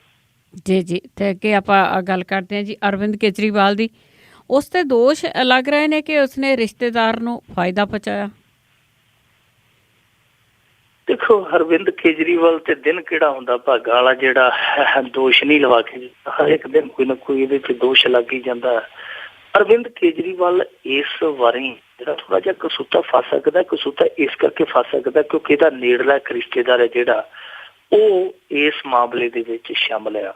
ਹੁਣ ਇਹ ਮਾਮਲਾ ਜਿਹੜਾ ਉਹ ਲਿਆਂਦਾ ਵਾ ਵਕੀਲ ਕੋਈ ਆ ਕਿਸਲੇ ਪਾਂਡੇ, ਉਹ ਰੋਡਸ ਐਂਟੀ ਕਰਪਸ਼ਨ ਆਰਗੇਨਾਈਜੇਸ਼ਨ ਨਾਂ ਦਾ ਇੱਕ NGO ਚਲਾਉਂਦਾ। ਉਸ NGO ਨੇ ਇਹ ਸ਼ਿਕਾਇਤ ਫਾਈਲ ਕੀਤੀ ਹੈ ਕਿ ਇਹਦਾ ਇੱਕ ਰਿਸ਼ਤੇਦਾਰ ਆ, ਔਰ ਉਹ ਰਿਸ਼ਤੇਦਾਰ ਕੰਪਨੀ ਕੋ ਚਲਾਉਂਦਾ ਸੀਗਾ, ਇਹ ਲੈਂਦਾ ਸੀਗਾ। ਉਹਦੀ ਕੰਪਨੀ ਨੂੰ ਜਿਹੜੀ PWD ਉੱਥੋਂ ਦੀ ਅਥਾਰਟੀ ਹੈ, ਉਹਨੇ ਫਰਜ਼ੀ ਬਿੱਲਾਂ ਤੇ ਭੁਗਤਾਨ ਕੀਤਾ ਤੇ ਇਹ ਜਿਹੜਾ ਫਰਜ਼ੀ ਬਿੱਲਾਂ ਤੇ ਲਗਭਗ 10 ਕਰੋੜ ਦਾ ਭੁਗਤਾਨ ਹੋਇਆ, ਇਹ ਅਰਵਿੰਦ ਦੇ ਕਹਿਣ ਤੇ ਹੋਇਆ। ਅਰਵਿੰਦ ਇਸ ਚੀਜ਼ ਦੇ ਵਿੱਚ ਇਨਵੋਲਵ ਹੈ ਨਾ।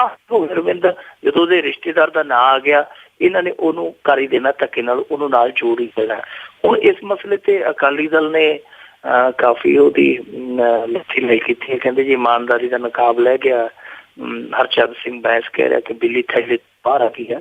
ਚਲੋ ਸਿਆਸੀ ਸ਼ਰੀਕਾਂ ਨੇ ਇਹੋ ਜਿਹੀ ਇਲਜ਼ਾਮ ਤਰਾਸ਼ੀ ਕਰਨੀ ਹੈ, ਪਰ ਇਸ ਮਾਮਲੇ ਦੇ ਵਿੱਚ ਹਾਲੇ ਤੱਕ ਕੋਈ FIR ਦਰਜ ਨਹੀਂ ਹੋਈ। ਸਿਰਫ ਤੇ ਸਿਰਫ ਇੱਕ ਰਿਟਨ ਦੇ ਵਿੱਚ ਦਿੱਤੀ ਹੋਈ ਸ਼ਿਕਾਇਤ ਆ।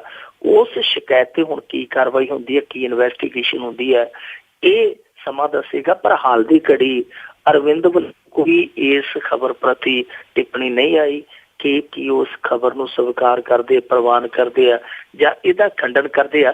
ਕੋਈ ਵੀ ਹਾਲੇ ਤੱਕ ਪ੍ਰਤੀਕਿਰਿਆ ਜਿਹੜੀ ਹੈ ਨਹੀਂ ਮਿਲੀ। ਸੋ ਕਾਹਲੀ ਹੋਏਗੀ ਕੁਛ ਵੀ ਕਹੀਏ, ਪਰ ਇੱਕ ਚੀਜ਼ ਜਿਹੜੀ ਹੈ ਉਹ ਨਿਕਲ ਕੇ ਆਉਂਦੀ ਹੈ ਨਾ ਸਾਰੀਆਂ ਗੱਲਾਂ ਚੋਂ। ਜਿਸ ਤਰ੍ਹਾਂ ਹੁਣ ਪਿੱਛੇ ਜੇ ਸਾਡੇ ਇੱਥੋਂ ਦੇ ਇੱਕ ਬਹੁਤ ਵੱਡੇ ਅੰਗਰੇਜ਼ੀ ਅਖਬਾਰ ਨੇ ਪੜਤਾਲ ਕੀਤੀ, ਉਹ ਪੜਤਾਲ ਸੀ ਕਿ ਜਿਹੜੇ 13 ਇਹਦੇ ਵਿਧਾਇਕ ਕੇਸਾਂ ਦੇ ਸ਼ਿਕੰਜੇ 'ਚ ਫਸੇ ਆ, ਉਹਨਾਂ ਬਾਬਤ ਕਿ ਉਹਨਾਂ ਦੇ ਕੇਸਾਂ ਦੇ ਵਿੱਚ ਕਿੰਨੀ ਕੁ ਮਜ਼ਬੂਤੀ ਹੈ। ਜਦੋਂ ਅਦਾਲਤਾਂ ਦੇ ਵਿੱਚ ਜਾ ਕੇ ਪਤਾ ਕੀਤਾ ਗਿਆ, ਪੁਲਿਸ ਦੇ ਜਿਹੜੇ ਸਪਲੀਮੈਂਟਰੀ ਚਲਾਨ ਆ ਉਹਨਾਂ ਦੇ ਆਧਾਰ ਤੇ ਪੜਤਾਲ ਕੀਤੀ ਗਈ ਤੇ ਇਹ ਪਾਇਆ ਗਿਆ ਕਿ ਉਹ ਕੇਸ ਜਿਹੜੇ ਡਿਗੂ ਕਰਦੇ ਆ, ਹੁਣ ਡਿੱਗੇ ਉਹਨਾਂ ਦੇ ਵਿੱਚ ਕੋਈ ਸਾਤ ਅੰਤ ਨਹੀਂ ਹੈਗਾ। ਅਦਾਲਤਾਂ ਮੰਨਦੀਆਂ ਕਿ ਇਹ ਕੇਸ ਜਿਹੜੇ ਆ ਉਹ ਕੋਈ ਮਜ਼ਬੂਤ ਨਹੀਂ, ਕੋਈ ਆਧਾਰ ਨਹੀਂ ਇਹਨਾਂ ਦਾ, ਐਵੇਂ ਬਸ ਧੱਕੇ ਦੇ ਨਾਲ ਖੜੇ ਕੀਤੇ ਗਏ ਆ। ਜੇ ਹੁਣ ਇਹ ਸਾਰੀਆਂ ਚੀਜ਼ਾਂ ਜਿਸ ਤਰੀਕੇ ਦੇ ਨਾਲ ਧੜੱਲੇ ਦੇ ਨਾਲ ਉਹ ਕੇਸ ਦਰਜ ਕੀਤੇ ਗਏ ਆ, ਇਹ ਕਿਤੇ ਕੋਈ ਇਹੋ ਜਿਹੀ, ਹਾਲਾਂਕਿ ਮੈਂ ਨਹੀਂ ਕਹਿੰਦਾ ਕਿ ਅਰਵਿੰਦ ਇਸ ਮਸਲੇ ਦੇ ਵਿੱਚ ਇਨਵੋਲਵ ਹੋਏਗਾ, ਇਹ ਬਹੁਤ ਕਾਹਲੀ ਹੈ। ਮੰਨ ਲਓ ਕਿਸੇ ਪੱਧਰ ਤੇ ਕੋਈ ਭ੍ਰਿਸ਼ਟਾਖੋਰੀ ਇਸ ਤਰ੍ਹਾਂ ਦੀ ਹੋ ਵੀ ਜਾਂਦੀ ਹੈ, ਜਿਸ ਤਰੀਕੇ ਨਾਲ ਪਿਛਲੇ ਕੇਸ ਇਹਨਾਂ ਨੇ ਦਰਜ ਕੀਤੇ ਔਰ ਇੰਨੇ ਅੰਨ੍ਹੇਵਾਹ ਦਰਜ ਕੀਤੇ ਆ, ਜੇ ਕਿਤੇ ਗੜਬੜੀ ਪਾਈ ਵੀ ਗਈ ਲੋਕਾਂ ਨੇ ਉਹਦਾ ਸੱਚ ਹੀ ਨਹੀਂ ਮੰਨਣਾ। ਲੋਕਾਂ ਨੇ ਆਖਣਾ ਜਿਵੇਂ ਅੱਗੇ ਝੂਠ ਮਾਰਦੇ ਸੀ, ਜਿਵੇਂ ਸ਼ੇਰ ਆਏ ਵਾਲੀ ਗੱਲ ਆ ਕਿ ਜਿਵੇਂ ਅੱਗੇ ਮਾਮਲੇ ਦਰਜ ਕੀਤੇ ਬਿਨਾਂ ਆਧਾਰ ਤੋਂ, ਉਵੇਂ ਇਹ ਮਾਮਲਾ ਦਰਜ ਕਰ ਦਿੱਤਾ ਗਿਆ। ਜੀ ਜੀ ਵੀ ਜ਼ਰੂਰ ਇਸੇ ਤਰ੍ਹਾਂ ਹੀ ਸਮਝਿਆ ਜਾਊਗਾ। ਤਾਂ ਅੱਗੇ ਆਪਾਂ ਇੱਕ ਗੱਲ ਕਰਦੇ ਹਾਂ ਕਿ ਪੰਜਾਬ ਦੇ ਵਿੱਚ ਇੱਕ ਬਾਬਾ ਫਰੀਜ਼ਰ ਦੇ ਵਿੱਚ ਸਮਾਧੀ ਲਾ ਕੇ ਬੈਠਾ ਹੈ, ਪਰ ਉਸ ਦੇ ਸੰਸਕਾਰ ਨੂੰ ਲੈ ਕੇ ਹਾਈ ਕੋਰਟ ਦੇ ਵਿੱਚ ਸੁਣਵਾਈ ਹੋਈ। ਇਹ ਡੇਰੇ ਵਾਲੇ ਜਿਹੜੇ ਨੂਰਮਹਿਲੀਏ ਆ ਉਹ ਹਾਈ ਕੋਰਟ ਨੂੰ ਵੀ ਉਹ ਬਾਬੇ ਵਾਲਾ ਕਮਰਾ ਹੀ ਸਮਝੀ ਬੈਠੇ ਆ। ਜੀ ਕੱਲ ਦੱਸਦੇ ਜਦੋਂ ਇਹ ਸੁਣਵਾਈ ਸ਼ੁਰੂ ਹੋਈ ਤੇ ਅੱਛੀ ਖਾਸੀ ਇਹਨਾਂ ਦੀ ਤਾਦਾਦ ਸੀ ਕੋਰਟ ਰੂਮ ਦੇ ਵਿੱਚ। ਜੱਜ ਪੈ ਗਿਆ ਭੱਜ ਕੇ, ਉਹਨੇ ਆਖਿਆ ਕੀ ਆ, ਤੁਸੀਂ ਅਦਾਲਤ ਨੂੰ ਦਬਾਅ ਹੇਠ ਲਿਆਉਣਾ ਚਾਹੁੰਦੇ ਹੋ? ਇੰਨੇ ਜਾਣੇ ਤੁਸੀਂ ਆ ਕੇ ਖੜ ਕੇ ਕਰਨਾ ਕੀ ਆ? ਦੱਸਦੇ ਫਿਰ ਢਿੱਲੇ ਜਿਹੇ ਹੋ ਕੇ ਸਾਰੇ ਜਿਹੜੇ ਭਗਵੇਂ ਕੱਪੜੇ ਵਾਲੇ ਸਨ ਬਾਹਰ ਆ ਗਏ ਤੇ ਵਕੀਲ ਨੇ ਕਿਹਾ ਕਿ ਨਹੀਂ ਸਰ, ਅੱਗੇ ਤੋਂ ਇਸ ਤਰ੍ਹਾਂ ਦੀ ਕੋਈ ਗੁਸਤਾਖੀ ਨਹੀਂ ਹੋਏਗੀ, ਅੱਜ ਇਹ ਕਾਰਵਾਈ ਸ਼ੁਰੂ ਕਰੋ। ਫਿਰ ਇਹਨਾਂ ਨੇ ਇੱਥੇ, ਕਿਉਂਕਿ ਕੱਲ ਇਹਨਾਂ ਦੀ ਵਾਰੀ ਸੀਗੀ, ਤਰਕ ਇਹਨਾਂ ਨੇ ਉੱਥੇ ਦੇਣਾ ਸੀ, ਕੋਰਟ ਦੇ ਵਿੱਚ ਪੇਸ਼ ਕਰਨੀ ਸੀ ਦਲੀਲ ਆਪਦੀ। ਇਹਨਾਂ ਨੇ ਹੁਣ ਜਾ ਕੇ ਕੱਲ ਇਹ ਦਲੀਲ ਪੇਸ਼ ਕਰ ਦਿੱਤੀ ਹੈ ਕਿ ਸਮਾਜਿਕ ਪਰੰਪਰਾ ਨਿਭਾਉਣ ਦੇ ਲਈ ਕਾਨੂੰਨ ਦੇ ਵਿੱਚ ਕੋਈ ਵੀ ਇਹ ਜਿਹੜੀ ਮੱਦ ਨਹੀਂ ਹੈ ਕਿ ਕਾਨੂੰਨ ਆਪਣੇ ਫੋਰਸ ਦੇ ਨਾਲ, ਆਪਣੀ ਪਾਵਰ ਦੇ ਨਾਲ ਸਮਾਜਿਕ ਪਰੰਪਰਾ ਨੂੰ ਨਿਰਬਾਹ ਕਰਵਾਏਗਾ। ਸੋ ਇਹ ਸਮਾਜਿਕ ਪਰੰਪਰਾਵਾਂ ਦੇ ਨਿਰਬਾਹ ਦੇ ਵਿੱਚ ਕਾਨੂੰਨ ਅੜਚਨ ਨਹੀਂ ਹੈ, ਕਾਨੂੰਨ ਰੋੜਾ ਨਹੀਂ ਹੈ। ਇਹ ਇਹਨਾਂ ਨੇ ਦਲੀਲ ਦਿੱਤੀ ਹੈ। ਹੁਣ ਹਾਈ ਕੋਰਟ ਨੇ ਇਸ ਮਾਮਲੇ ਦੇ ਵਿੱਚ 7 ਫਰਵਰੀ ਨੂੰ ਇਹ ਸੁਣਵਾਈ ਹੈ ਜਿਹੜੀ ਤੈਅ ਕੀਤੀ ਹੈ। ਕਰਕੇ ਇਹਨਾਂ ਨੇ ਇਹੋ ਦਿੱਤਾ ਮੋਟੇ ਤੌਰ ਤੇ, ਜੇ ਆਪਾਂ ਲਈਏ ਕਿ ਭਾਈ ਦੇਖੋ ਬੀਬੀ ਜੈ ਲਲਿਤਾ ਸੀਗੀ ਜਿਹੜੀ, ਉਹ ਮਰ ਗਈ। ਹੁਣ ਉਹਦੇ ਜਿਹੜੇ ਸੀਗੇ ਸਮਰਥਕ, ਉਹ ਜੇ ਚਾਹੁੰਦੇ ਤੇ ਉਹ ਕਹਿ ਸਕਦੇ ਸੀ ਕਿ ਸੰਸਕਾਰ ਕਰੋ, ਪਰ ਭਾਵਨਾ ਸੀਗੀ ਕਿ ਉਹਨੂੰ ਦਫਨਾਉਣਾ ਤੇ ਦਫਨਾਇਆ ਗਿਆ। ਯਾਨੀ ਇਸ ਮਸਲੇ ਦੇ ਵਿੱਚ ਕੋਈ ਜ਼ੋਰ ਜ਼ਬਰਦਸਤੀ ਜਿਹੜੀ ਉਹ ਨਹੀਂ ਕੀਤੀ ਜਾ ਸਕਦੀ। ਸੋ ਇਹ ਜਿਹੜਾ ਇਹ ਤਰਕ ਦਿੰਦੇ, ਜੇ ਆਪਾਂ ਆਪਣੇ ਤੌਰ ਤੇ, ਹਾਲਾਂਕਿ ਆਪਾਂ ਕੋਈ ਕਾਨੂੰਨੀ ਮਾਹਰ ਨਹੀਂ ਆ, ਪਰ ਜੇ ਫਿਰ ਵੀ ਆਪਾਂ ਆਪਣੇ ਤੌਰ ਤੇ ਥੋੜਾ ਜਿਹਾ ਇਸ ਚੀਜ਼ ਦਾ ਵਿਸ਼ਲੇਸ਼ਣ ਕਰਨਾ ਹੋਵੇ ਤੇ ਦੇਖੋ ਪਰੰਪਰਾਵਾਂ ਜਾਂ ਧਾਰਮਿਕ ਰਹੁ ਰੀਤ ਆ, ਉਹ ਠੀਕ ਆ ਇੱਕ ਤਰ੍ਹਾਂ ਨਾਲ, ਉਹ ਕਾਨੂੰਨੀ ਉਹਨਾਂ ਦੇ ਮਾਨਤਾਵਾਂ ਦੇ ਵਿੱਚ ਆਉਂਦੇ, ਜੋ ਧਾਰਮਿਕ ਮਾਨਤਾਵਾਂ ਨੇ, ਧਾਰਮਿਕ ਪਰੰਪਰਾਵਾਂ ਨੇ। ਪਰ ਹੁਣ ਅਸੀਂ ਪਿੱਛੇ ਵੇਖਿਆ ਨਾ, ਕਈ ਮੰਦਰਾਂ ਦੇ ਵਿੱਚ ਔਰਤ ਦਾ ਜਾਣਾ ਨਿਸ਼ੇਧ ਸੀ, ਪਾਬੰਦ ਸੀ, ਤੇ ਉੱਥੇ ਵੀ ਕੋਰਟ ਨੇ ਦਖਲ ਦਿੱਤਾ ਹੈ। ਆ ਜਿਹੜਾ ਮੁਸਲਿਮ ਲਾ ਬੋਰਡ ਦਾ ਰੋਲ ਚੱਲਦਾ ਹੈ ਕਿ ਜੀ 3 ਤਲਾਕਾਂ ਵਾਲਾ, ਉਹਦੇ ਵਿੱਚ ਵੀ ਕੋਰਟ ਇੰਟਰਫੇਰੈਂਸ ਕਰਦਾ ਪਿਆ। ਜੇ ਇਹਨਾਂ ਮਾਮਲਿਆਂ 'ਚ ਦਖਲਅੰਦਾਜ਼ੀ ਕੀਤੀ ਜਾ ਸਕਦੀ ਹੈ ਤੇ ਫਿਰ ਸਮਾਧੀ 'ਚ ਕਿਉਂ ਨਹੀਂ ਹੋ ਸਕਦੀ? ਜੀ ਜੀ ਬਿਲਕੁਲ। ਇਸ ਤਰ੍ਹਾਂ ਪਤਾ ਨਹੀਂ ਕੀ ਗੱਲ ਹੈ, ਇਹਨਾਂ ਨੂੰ ਇਹ ਨਹੀਂ ਰੱਖ ਕੇ ਕੀ ਕਰਨਾ ਕਿ ਬਾਬਾ ਉੱਠ ਜਾਊਗਾ। ਅਤੇ ਅੱਗੇ ਆਪਾਂ ਅਖੀਰ ਦੇ ਵਿੱਚ ਜਾਂਦੇ ਪੰਜਾਬ ਦੀਆਂ ਚੋਣ ਸਰਗਰਮੀਆਂ 'ਤੇ ਜ਼ਰੂਰ ਝਾਤ ਮਾਰਦੇ ਜਾਵੋ ਕਿ ਹਮਾਇਤਾਂ ਸ਼ਿਕਾਇਤਾਂ ਕਿਸ ਤਰ੍ਹਾਂ ਹੋ ਰਹੀਆਂ। ਜੀ ਜੀ, ਸਭ ਤੋਂ ਬੁਰਾ ਦਿਨ ਤੇ ਅੱਜ ਫੇਰ ਅਕਾਲੀ ਦਲ ਹੀ ਰਿਹਾ। ਵੈਸੇ ਸਾਡੇ ਇੱਥੇ ਕਹਿੰਦੇ ਹੁੰਦੇ ਆ ਕਿ ਬੁੱਧ ਕੰਮ ਸੁੱਧ, ਪਰ ਅਕਾਲੀ ਦਲ ਦਾ ਕੋਈ ਵੀ ਕੰਮ ਹੈ ਜਿਹੜਾ ਸੁੱਧ ਨਹੀਂ ਹੁੰਦਾ ਪਿਆ। ਅੱਜ ਸੰਗਰੂਰ ਦੇ ਵਿੱਚ ਵੱਡੇ ਬਾਦਲ ਦੀ ਰੈਲੀ ਸੀ, ਉੱਥੇ ਲੋਕਾਂ ਨੇ ਕਾਲੀਆਂ ਝੰਡੀਆਂ ਵਿਖਾਈਆਂ। ਜਿਹੜੇ ਗ੍ਰਿਫਤਾਰ ਕੀਤੇ ਗਏ ਲੋਕ, ਉਹਨਾਂ ਨੇ ਪ੍ਰਤੱਖ ਤੌਰ ਤੇ ਕਿਹਾ ਕਿ ਭਾਈ ਸਾਡਾ ਜਿਹੜਾ ਰੋਸ ਆ ਇਹ ਕੋਈ ਸਿਆਸੀ ਰੋਸ ਨਹੀਂ, ਇਹ ਬੇਅਦਬੀਆਂ ਨੂੰ ਲੈ ਕੇ ਰੋਸ ਆ। ਜੇ ਦੂਜੇ ਪਾਸੇ ਸੁਖਬੀਰ ਸਿੰਘ ਬਾਦਲ ਖਰੜ ਦੇ ਵਿੱਚ ਰੈਲੀ ਕਰਨ ਗਿਆ ਤੇ ਉੱਥੇ ਵੀ ਵਿਰੋਧ ਹੋ ਗਿਆ। ਉੱਥੇ ਜਦੋਂ ਇਹ ਗੁਣਗਾਨ ਕਰਨ ਡਿਆ ਸੀ, ਅਸੀਂ ਆਹ ਕੀਤਾ ਜੀ, ਅਸੀਂ ਉਹ ਕੀਤਾ, ਤੇ ਠੀਕ ਉਸੇ ਵੇਲੇ ਇੱਕ ਬਜ਼ੁਰਗ ਮਨਸੂਰ ਅਹਿਮਦ, ਜਿਹੜਾ ਪੰਜਾਬ ਸਕੂਲ ਸਿੱਖਿਆ ਬੋਰਡ ਤੋਂ ਸੀਨੀਅਰ ਅਸਿਸਟੈਂਟ ਅਹੁਦੇ ਤੋਂ ਸੇਵਾ ਮੁਕਤ ਹੋਇਆ, ਉਹ ਉੱਠ ਕੇ ਕਹਿਣ ਲੱਗਾ ਕਿ ਵਿਕਾਸ ਦਾ ਬਕਵਾਸ ਲਾਇਆ, ਇੱਥੇ ਵਿਕਾਸ ਕਿੱਥੇ ਹੋਇਆ? ਇੱਥੇ ਕੋਈ ਸੜਕ ਹੈਗੀ ਆ ਚੱਜ ਦੀ? ਇੱਥੇ ਕੋਈ ਨਾਲੀ ਹੈਗੀ ਆ ਚੱਜ ਦੀ? ਦਿਖਾਓ ਮੈਨੂੰ, ਚਲੋ ਲੈ ਕੇ ਚਲੋ ਨਾਲ। ਫਿਰ ਦੱਸਦੇ ਉਸ ਬਜ਼ੁਰਗ ਦਾ ਜ਼ਬਰਦਸਤੀ ਮੂੰਹ ਬੰਦ ਕਰਕੇ ਤੇ ਉਹਨੂੰ ਪੰਡਾਲ ਦੇ ਵਿੱਚੋਂ ਖਿੱਚ ਤੂ ਕੇ ਬਾਹਰ ਕਰ ਦਿੱਤਾ ਗਿਆ। ਉਸ ਤਰ੍ਹਾਂ ਇਹ ਜਿਹੜਾ ਭਾਸ਼ਣ ਚੱਲਦਾ ਪਿਆ ਸੀ ਸੁਖਬੀਰ ਸਿੰਘ ਬਾਦਲ ਦਾ, ਉਹ ਇੱਕ ਵਾਰੀ ਰੁਕ ਗਿਆ। ਸੋ ਕੁੱਲ ਮਿਲਾ ਕੇ ਕਹਿ ਸਕਦੇ ਹਾਂ ਕਿ ਇਹ ਵਿਰੋਧ ਹੈ ਜਿਹੜਾ ਉਹ 4 ਪਾਸਿਆਂ ਤੋਂ ਇਹਨਾਂ ਨੂੰ ਘੇਰ ਕੇ ਖਲੋਤਾ ਹੋਇਆ। ਕੋਈ ਵੀ ਦਿਨ ਹੈ ਜਿਹੜਾ ਉਹ ਸੁੱਕਾ ਨਹੀਂ ਜਾਂਦਾ ਪਿਆ। ਉਧਰ ਜੇ ਦੂਜੇ ਪਾਸੇ ਗੱਲ ਕਰੀਏ ਕਿ ਪ੍ਰਕਾਸ਼ ਬਾਦਲ ਹੋਣਾ ਦੇ ਇੱਕ ਬਿਆਨ ਤੇ ਉਹਨਾਂ ਨੂੰ ਕਾਨੂੰਨੀ ਨੋਟਿਸ ਹੈ ਜਿਹੜਾ ਚੋਣ ਕਮਿਸ਼ਨ ਵੱਲੋਂ ਉਹ ਭੇਜ ਦਿੱਤਾ ਗਿਆ। ਇਹਨਾਂ ਨੇ ਬਿਆਨ ਦਿੱਤਾ ਸੀ ਕਿ ਜੇ ਅਸੀਂ ਕੁਛ ਕੀਤਾ ਤੇ ਫਿਰ ਗਦਰ ਹੋ ਜਾਵੇ। ਤੁਹਾਨੂੰ ਯਾਦ ਹੋਣਾ ਹੈ ਕਿ ਡਲਿਆਂ ਵਾਲੇ ਭਗਵੰਤ ਮਾਨ ਦੇ ਬਿਆਨ ਨੇ ਬਹੁਤ ਵੱਡੀ ਅਤੇ ਚਰਚਾ ਬਟੋਰੀ ਸੀ। ਉਸ ਤੋਂ ਬਾਅਦ ਬੀਬਾ ਬਾਦਲ ਦੀ ਜਿਹੜੀ ਡਾਂਗ ਖੜਕ ਪਈ ਉਹ ਬਿਆਨਾਂ ਦੇ ਵਿੱਚ। ਉਸ ਤੋਂ ਬਾਅਦ ਨਾਲ ਦੀ ਨਾਲ ਇੱਕ ਬਿਆਨ ਜਿਹਨੂੰ ਆਪਾਂ ਸ਼ਾਲੀਨਤਾ ਦਾ ਮੁਜੱਸਮਾ ਕਹਿੰਦੇ ਆ, ਸਹਿਜਤਾ ਦਾ ਜਿਹਨੂੰ ਆਪਾਂ ਚੱਲਦਾ ਫਿਰਦਾ ਇੱਕ ਮਿਸਾਲ ਕਹਿੰਦੇ ਆ, ਪ੍ਰਕਾਸ਼ ਸਿੰਘ ਬਾਦਲ ਉਹ ਵੀ ਖਤਮ ਹੋ ਗਿਆ ਤੇ ਕਹਿੰਦਾ ਜੇ ਅਸੀਂ ਕੁਝ ਕੀਤਾ ਤੇ ਫਿਰ ਗਦਰ ਹੋ ਜਾਊ। ਹੁਣ ਚੋਣ ਕਮਿਸ਼ਨ ਪੁੱਛੂਗਾ ਕਿ ਭਾਈ ਉਹ ਗਦਰ ਕਿਵੇਂ ਹੁੰਦਾ, ਸਾਨੂੰ ਵੀ ਦੱਸ ਦਿਓ। ਵੈਸੇ ਗਦਰ ਕਈ ਮਾਮਲਿਆਂ ਦੇ ਵਿੱਚ ਇੱਥੇ ਚਰਚਿਤ ਹੋ ਚੁੱਕਾ। ਇੱਕ ਵਾਰੀ ਇੱਕ ਦਾ ਬ੍ਰਾਂਡ ਜਿਹੜਾ ਸੀ ਉਹ ਵੀ ਗਦਰ ਨਾਂ ਦੇ ਹੇਠ ਆ ਗਿਆ ਸੀ, ਉਹਦਾ ਵੀ ਬਹੁਤ ਰੌਲਾ ਪਿਆ। ਹੁਣ ਇਸ ਗਦਰ ਦੇ ਰੌਲੇ ਦਾ ਕੀ ਅੱਗੇ ਨਿਬੜਦਾ ਉਹ ਸਮਾਂ ਦੱਸੂਗਾ। ਉਧਰਲੇ ਪਾਸੇ ਜੇ ਆਪਾਂ ਗੱਲ ਕਰੀਏ ਅਬੋਹਰ ਦੀ, ਅਬੋਹਰ ਜਿਹੜਾ ਕਿ ਰਾਜਸਥਾਨ ਦੀ ਹੱਦ ਤੇ ਆ, ਤੇ ਇੱਕ ਮੁਸ਼ਕਲ ਹੈ ਜਿਹੜੀ ਉਮੀਦਵਾਰਾਂ ਨੂੰ, ਖਾਸ ਤੌਰ ਤੇ ਜਿਹੜੇ ਸ਼ਹਿਰੀ ਉਮੀਦਵਾਰ ਆ ਉਹਨਾਂ ਨੂੰ ਬੜੇ ਵੱਡੇ ਪੱਧਰ ਤੇ ਪੇਸ਼ ਆ ਰਹੀ ਹੈ। ਉਹ ਇਹ ਹੈ ਕਿ ਅਬੋਹਰ ਦੇ ਬਹੁਤੇ ਪਿੰਡਾਂ ਦੇ ਵਿੱਚ ਬਾਗੜੀ ਭਾਸ਼ਾ ਬੋਲੀ ਜਾਂਦੀ ਹੈ, ਮਤਲਬ ਕਿ ਨਾ ਪੰਜਾਬੀ ਨਾ ਹਿੰਦੀ ਨਾ ਹਰਿਆਣਵੀ, ਉਹ ਵੱਖਰੀ ਤਰ੍ਹਾਂ ਦੀ ਇੱਕ ਬਾਗੜੀ ਭਾਸ਼ਾ ਬੋਲਦੇ ਆ। ਔਰ ਕੁਛ ਪਿੰਡ ਨਹੀਂ, ਦਰਜਨਾਂ ਪਿੰਡ ਹੈ ਵੈਸੇ ਅਬੋਹਰ ਦੇ ਵਿੱਚ, ਪਰ ਪੰਜਾਬ ਦੇ ਕੁਛ ਪਿੰਡ ਆ ਜਿੱਥੇ ਸਿਰਫ ਬਾਗੜੀ ਭਾਸ਼ਾ ਬੋਲੀ ਜਾਂਦੀ ਹੈ। ਤੇ ਜਦੋਂ ਸ਼ਹਿਰੀ ਬਾਬੂ ਵੋਟ ਮੰਗਣ ਜਾਂਦੇ ਆ ਤੇ ਫਿਰ ਉਹ ਗੱਲ ਤੇ ਸਮਝ ਆਉਂਦੀ ਨਹੀਂ। ਦੱਸਦੇ ਆ ਕਿ ਕਈ ਵਾਰ ਉਹਨਾਂ ਨੂੰ ਫਿਰ ਨਾਲ ਦੁਭਾਸ਼ੀਆ ਲਿਜਾਣਾ ਪੈਂਦਾ। ਕੁਛ ਉਮੀਦਵਾਰ ਤੇ ਸਮਝਦੇ ਆ, ਕੁਛ ਉਮੀਦਵਾਰ ਥੋੜੇ ਜਿਹੇ ਉਸ ਬੋਲੀ ਤੋਂ ਅਣਜਾਣ ਆ, ਉਹ ਨਾਲ ਕਈ ਵਾਰ ਦੁਭਾਸ਼ੀਆ ਰੱਖਦੇ ਆ। ਤੇ ਖਾਸ ਤੌਰ ਤੇ ਜਿਹੜੇ ਪੱਤਰਕਾਰ ਗਏ ਹੋਏ ਆ ਦਿੱਲੀ ਜਾਂ ਚੰਡੀਗੜ੍ਹ ਵਰਗੇ ਸ਼ਹਿਰਾਂ ਤੋਂ, ਵੱਡੇ ਸ਼ਹਿਰਾਂ ਵੱਡੇ ਪੱਤਰਕਾਰ ਗਏ ਆ, ਉਹਨਾਂ ਨੇ ਤੇ ਪੱਕੇ ਤੌਰ ਤੇ ਉੱਥੋਂ ਦੇ ਇਲਾਕੇ ਦੇ ਬੰਦੇ ਰੱਖੇ ਆ ਨਾਲ ਕਿ ਉਹ ਦੱਸਦੇ ਕਿ ਕੀ ਬੋਲਦੇ ਆ ਤੇ ਕੀ ਸਾਡੇ ਸਵਾਲਾਂ ਨੂੰ ਸਮਝਦੇ ਆ।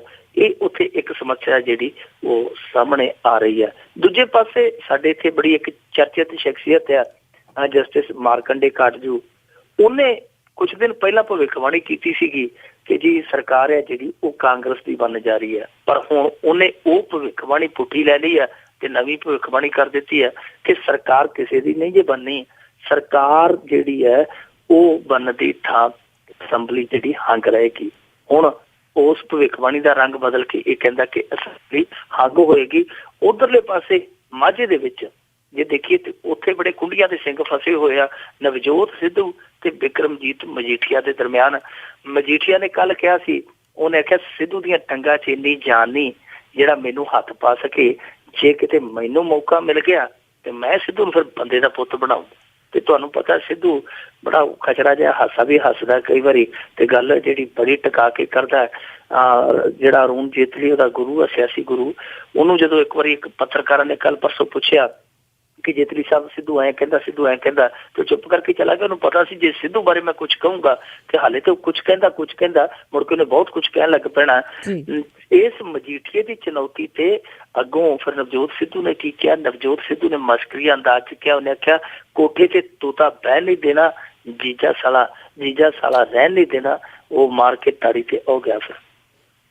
ਬਿਲਕੁਲ ਜੀ, ਇਸ ਤਰ੍ਹਾਂ ਦੇ ਜੁਮਲੇ ਬੜੇ ਚੱਲਣੇ ਆ। ਬਹੁਤ ਤੁਹਾਡਾ ਧੰਨਵਾਦ ਮਿੰਟੂ ਗੁਰਸਰੀਆ ਜੀ। ਜੀ ਸ਼ੁਕਰੀਆ। ਥੈਂਕ ਯੂ ਜੀ। ਅਤੇ ਜਿਸ ਤਰ੍ਹਾਂ ਤੇ ਸਨ ਮਿੰਟੂ ਗੁਰਸਰੀਆ ਜੀ ਸਾਡੇ ਨਾਲ ਜੁੜਦੇ ਨੇ ਤੇ ਦੱਸਦੇ ਨੇ ਪੰਜਾਬ ਦੇ ਵਿੱਚ ਕੀ ਕੁਛ ਚੱਲ ਰਿਹਾ ਜਾਂ ਪੂਰੇ ਭਾਰਤ ਦੇ ਵਿੱਚ ਕੀ ਕੁਛ ਚੱਲ ਰਿਹਾ। ਹੁਣ ਇਸੇ ਦੇ ਨਾਲ ਇੱਥੇ ਹੀ ਸਮਾਪਤੀ ਹੈ ਤੇ ਅਗਲੇ ਬੁਲਟਨ ਤੱਕ ਬਲਵਿੰਦਰ ਕੌਰ ਵੱਲੋਂ ਆਪ ਸਭ ਨੂੰ ਹੀ ਪਿਆਰ ਭਰੀ ਸਤਿ ਸ੍ਰੀ ਅਕਾਲ।